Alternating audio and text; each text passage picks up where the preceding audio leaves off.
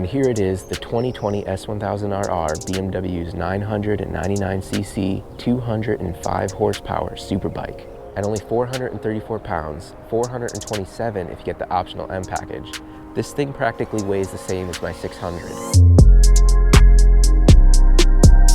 Now I had the ultimate pleasure of taking this bike, my dream bike, out for a full day, and I must say, this machine is amazing. And with this being not only my first time on an S1000, but on a 1000 in general, I was pretty worried to what this thing might do to me, or at least tempt me to do, coming only from experience on a 600. But I gotta say, BMW did an outstanding job making such a monster of a bike so accessible and easy to ride.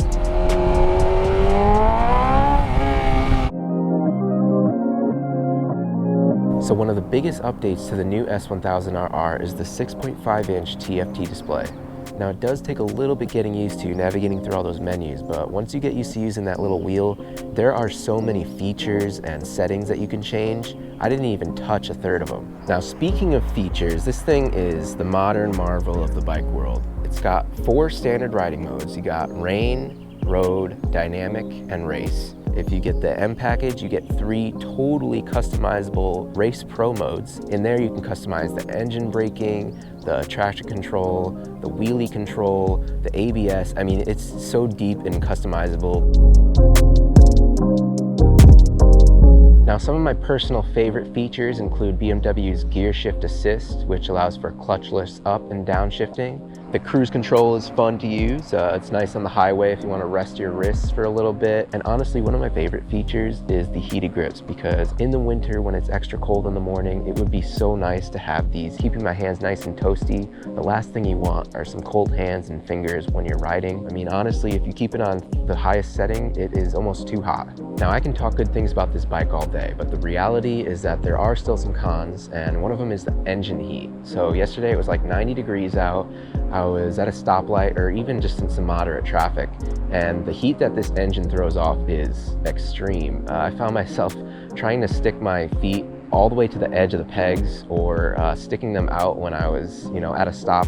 And yeah, I don't have that issue on my ZX6R. It's not nearly as hot. I mean, it was very apparent how much hotter this bike was. Another downside that I experienced was after 9,000 RPM, this bike seems to vibrate violently. If you ever been on one of those foot massagers where you put the quarter in and like you put your feet on it, it starts vibrating, that's what the handlebars feel like at 9,000 RPMs.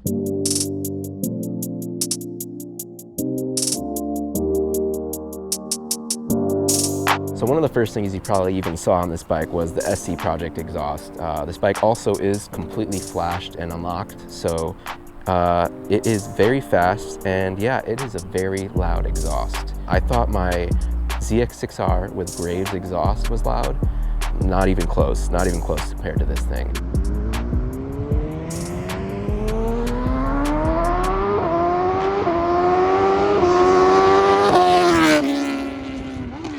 It is brutally loud. I had a headache yesterday after riding it. I wanted the full experience, so I didn't put my earbuds in. I usually have earbuds in. I don't regret it. It was awesome, but I don't think you can really commute with this kind of an exhaust. It's just too much. But lots of fun to ride on the street. Sounds like a MotoGP bike coming down the street when you have this thing. It's crazy. But yeah, I mean, everything is fantastic, from the clutchless up and down shifting to the heated grips to the riding modes, the giant TFT display. The seat is comfortable. It's a little firmer than my ZX6R, but the way it's shaped makes it really comfortable to sit on and sit into, along with the way the tank is shaped. And this bike also has the TechSpec tank grips on it. I have the X line. This is just the snakeskin one, but looks fantastic and works fantastic. You can really hold yourself onto this bike, which you do need to do when you're twisting that throttle. The LED lights look fantastic. They work fantastic at night. The cruise control, there's so much that this bike does phenomenally that the cons are, there's minimal compared to everything that this bike does great. Even the mirrors are fantastic in my opinion. So I hope you enjoyed this video. Please leave a like if you did, and let me know in the comments if there's any other bikes that you want me to give my initial impressions on. I wanted to do an in-depth review, but I really couldn't do it with just 24 hours on this bike. There's just no way I was going to be able to go through every feature that this thing has to offer. Again, I am only experienced with 600s, so it's definitely new for me to step into the world of leader bikes. But yeah, hopefully you enjoyed it. I'm going to go enjoy this thing for the last couple of hours that I have with it, and until next time, peace.